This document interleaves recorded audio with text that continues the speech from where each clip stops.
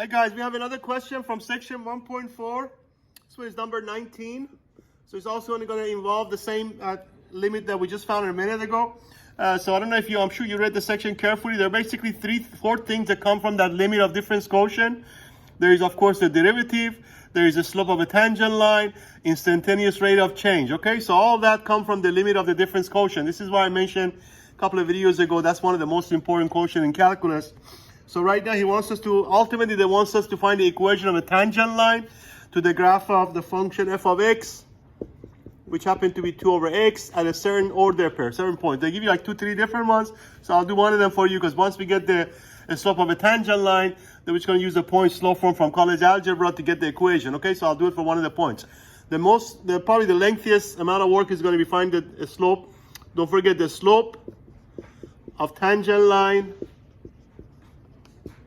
is the same thing as the derivative. This is the reason why all these come from that difference quotient. Of course, right now in this section to find derivative. Now, by the way, once we get to section 1.5 and beyond, we can just use the rules to find derivative. But in the first section 1.3 and 1.4, we have to use the limit of difference quotient. So this is the limit as h goes to 0 of f of x plus h minus f of x over h. Okay, so this is why I told you this quotient is very important, because it gives us a slope of tangent line, also same as derivative. So for our function, we have limit as h goes to 0. So this is f of x. So anywhere we have x, we're going to put x plus h. So that's 2 over x plus h minus f of x, which is 2 over x, and then all over h. Okay, so right now we're just going to combine those to a single fraction. So the easiest thing to do is to get the same common denominator. We're going to multiply top and the bottom of this fraction by that denominator, which is going to be x over x. Also top and the bottom of this one by this denominator, which is x plus h over x plus h. Okay, and what that does, give us the same common denominator, so we can then combine them into the same fraction. Okay, so let me move it upstairs. Actually, I think I can go one more. So this is going to become the limit as h goes to 0. So that's going to be 2x, 2 times x minus 2. I'm going to distribute that already. That becomes 2x, and then minus 2h all over x times x plus h. And then, of course, all over h. Okay, let me just kind of move it up so you can see it. So this is where we have. So all I did there, I just combined those two fractions to a single fraction. That's why we got the same common denominator. And then, of course, 2 times x became 2x. And then as you multiply 2 times x becomes 2x. With that negative makes it a negative 2x.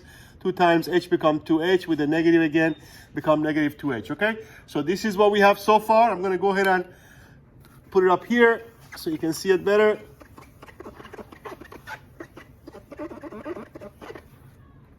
So now from here,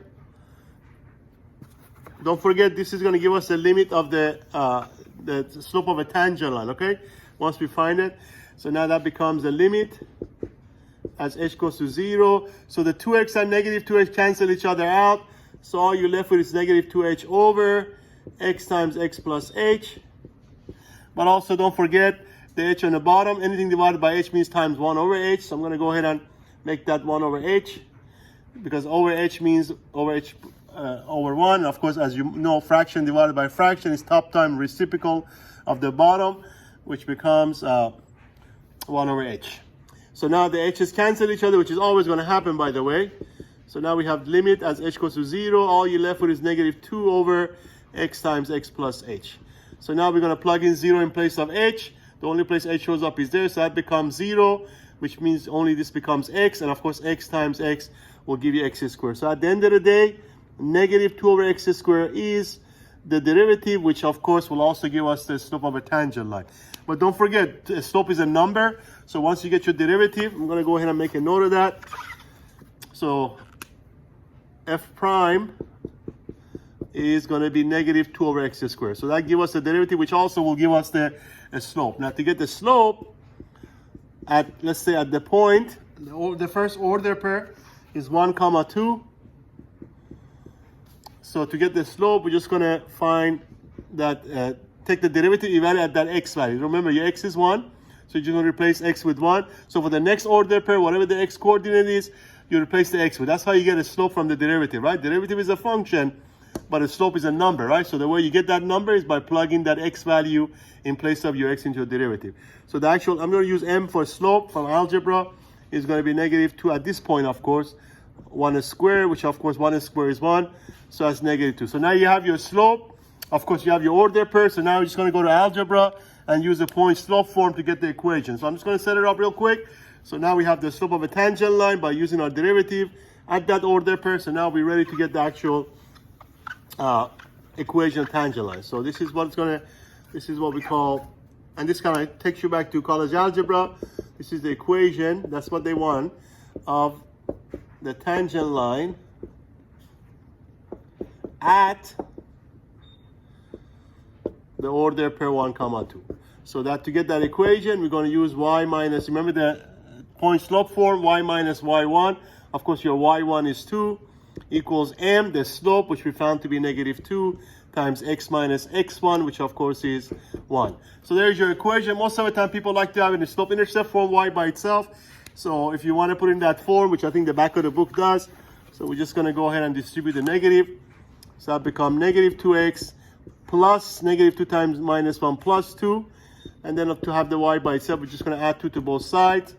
So now we have y equals to -2x plus 4. So this should be the answer to part A. So because remember, they give you different order pair, but you do them all the same.